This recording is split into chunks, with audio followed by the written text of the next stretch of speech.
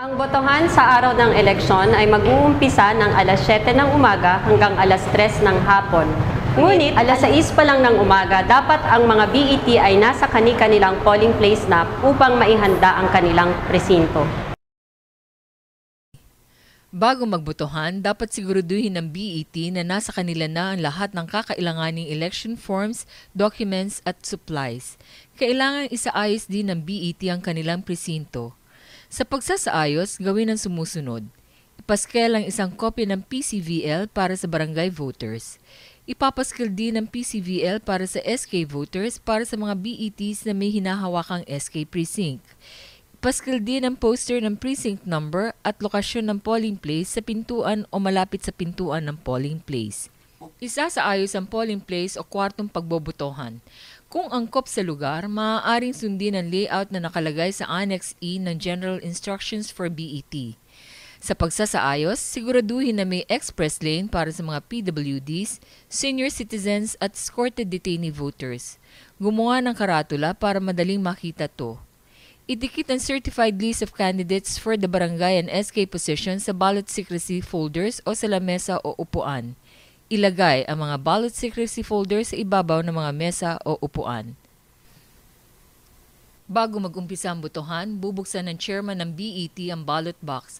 Tatanggalin ang laman nito at ipakikita sa mga watchers at iba pang naroroon na wala itong laman. Pagkatapos, ilalak niya ang interior cover ng gamit ng isang padlock. Ang interior ng ballot box ay dapat manatiling nakalock hanggang matapos ang botohan at hanggang umpisa ng bilangan. Ipakikita din sa publiko at mga watchers na ang package ng balota at SK Book of Voters ay parehong selyado bago sirain ang mga seal nito. Isusulat sa minutes kung ilan ang pads ng balota at mga serial numbers sa bawat pad. Isusulat din sa minutes na ang package ng balota at SK Book of Voters ay ipinakita sa publiko na selyado pa at ang mga serial numbers ng paper seal nito. Pagkatapos ng preliminaries at alas 7 na ng umaga, umpisa na ang botohan. Ang pwede lang bumoto ay mga taong nakalista sa registered voters ng presintong iyon, na ang pangalan ay nakalista sa PCVL o di kaya sa EDCVL ng mga barangay at SK voters, na ang pangalan ay makikita sa Book of Voters ng SK o di kaya ang voting privilege ng ating members ng BEI. Tandaan, ang poll clerk ang may hawak ng EDCVL at ang ating third member naman ang may hawak ng PCVL at kopya ng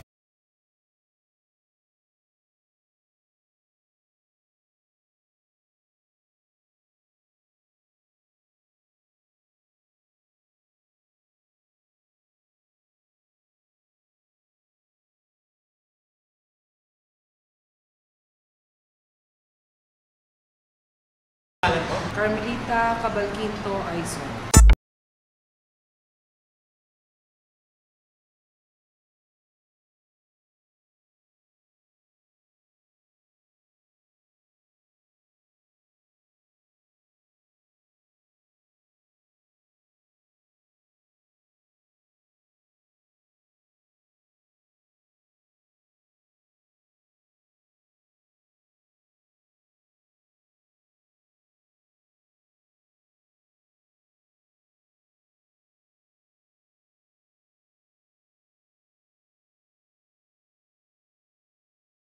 Kung sakaling may mag-question, maaaring hingan ng ID ang botante.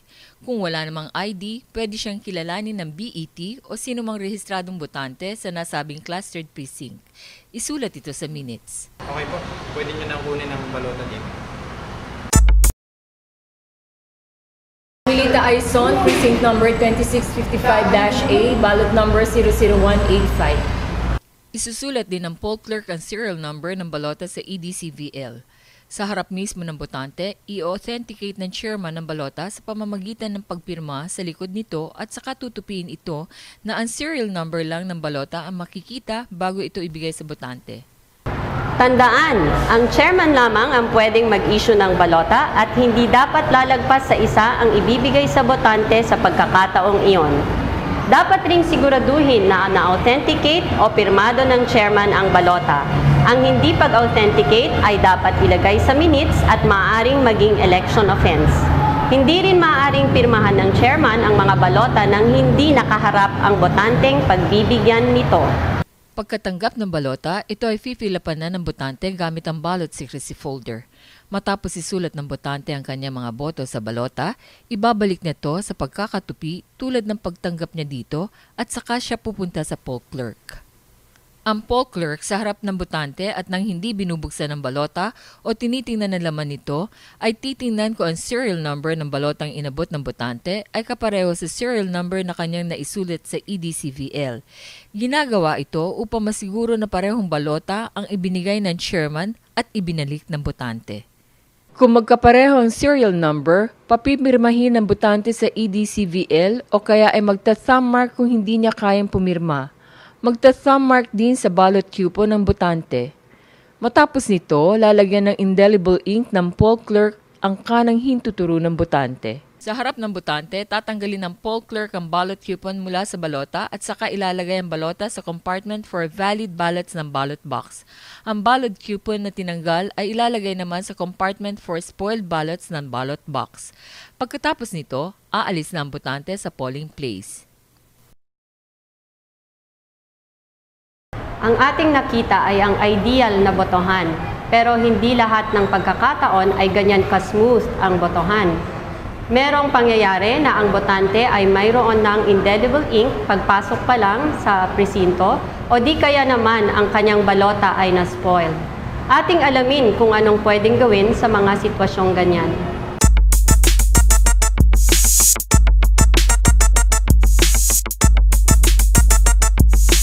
Kung may mantsa ng indelible ink ang daliri ng botante, maaaring sabihin na nakaboto na siya sa ibang presinto.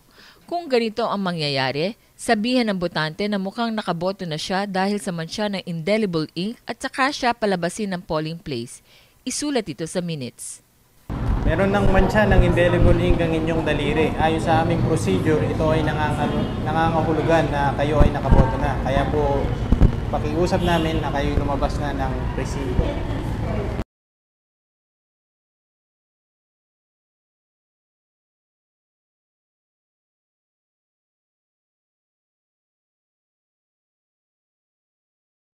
Kundi sinasadyang nasira ng botante ang kanyang balota at hindi na ito pwedeng magamit pa, ibabalik ito ng botante sa chairman ng BET.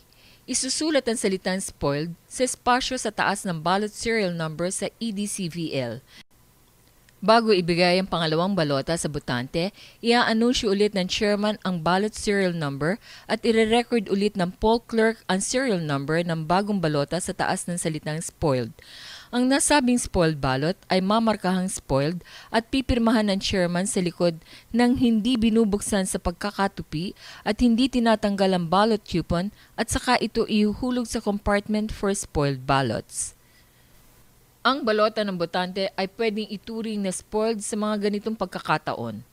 Una, kung hindi pareho ang serial number ng balotang ibinalik ng botante doon sa nakasulat na serial number sa EDCVL. Pangalawa, kung ayaw magpalagay ng indelible ink ang botante kahit na sinabihan na ito ng BET na maaaring ma-spoil ang kanyang balota. May spoil po yung balota nyo pag hindi kayo nagpalagay ng indelible. Ayoko talaga eh. Pangatlo, anumang balota na ibinalik sa poll clerk na nakatanggal na ang detachable coupon. Ibig sabihin, tinanggal ang ballot coupon nang wala sa harap ng BET. Tandaan, isang beses lamang pwedeng magpalit ng balota. At kung na-spoiled ang balota sa dahilan na hindi pareho ang serial number, ayaw ng botanteng magpalagay ng indelible ink o di kaya tanggal ang detachable coupon. Hindi na maaaring bigyan ang botante ng pangalawang balota.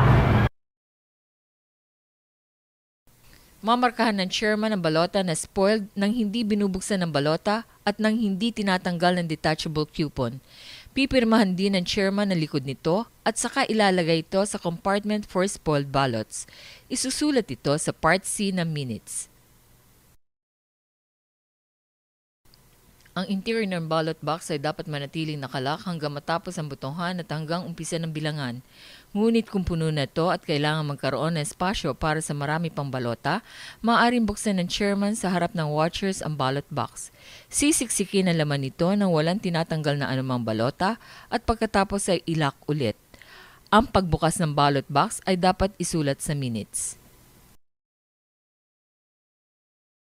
Ang boto ng bawat tao ay sagrado, kaya nga meron tayong ballot secrecy folders para hindi makita ng ibang tao kung sino ang binoto natin.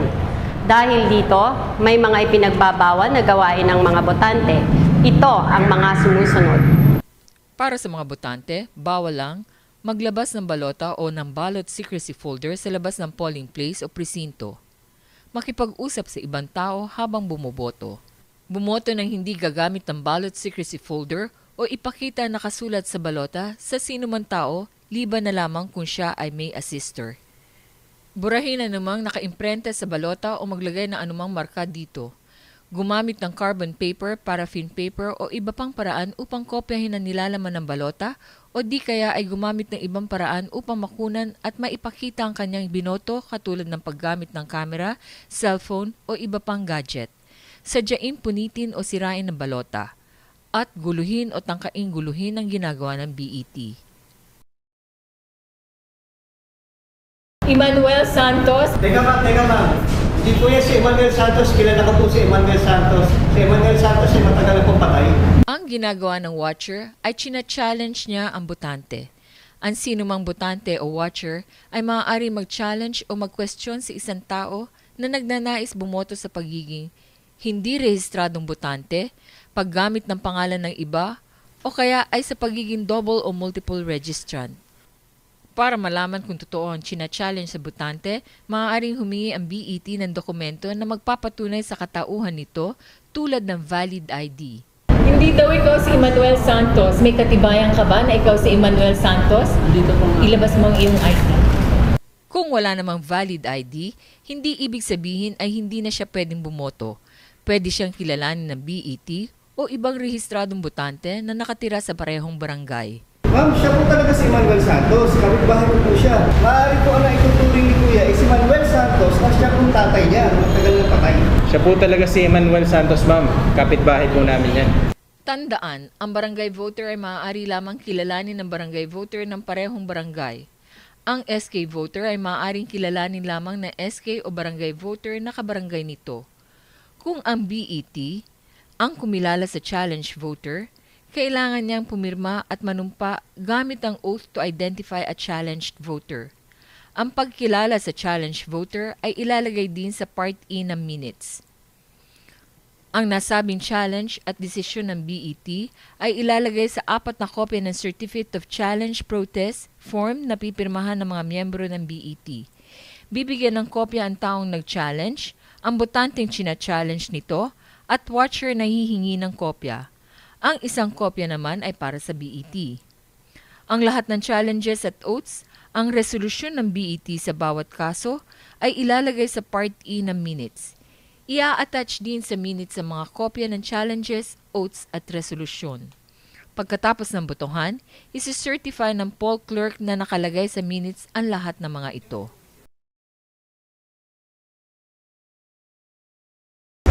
Ayan, alas-3 na. Malapit na matapos. Ang botohan ay hanggang alas 3 lamang ng hapon. Ngunit, kung meron pang mga botante within the 30-meter radius ng polling place, sila ay papayagang bumoto. Pagdating ng alas 3 at may botante pa within the 30-meter radius, pabobotohin pa ang mga ito. Ililista ng poll clerk ang mga pangalan ng mga botanteng hindi pa nakakaboto. Tatawagin ang pangalan ng botante ayon sa pagkakasunod-sunod sa listahan ng 3 beses. Kung tinawag ang pangalan ng botante at wala ito, hindi na ito pabobotohin pa. Ang nasabing listahan ay isusumiti sa election officer. Hanggat hindi pa natatapos ang botohan, bawal sa mga BET ang mag-anunsyo kung sino sa mga botante ang mga bumoto na at hindi pa bumoboto. Bawal din sa kanila na i-anunsyo kung ilan na ang nakaboto at ilan ang hindi pa bumoboto. Dapat rin nilang tandaan na bawal ang magsara kung wala pang alas 3 ng hapon.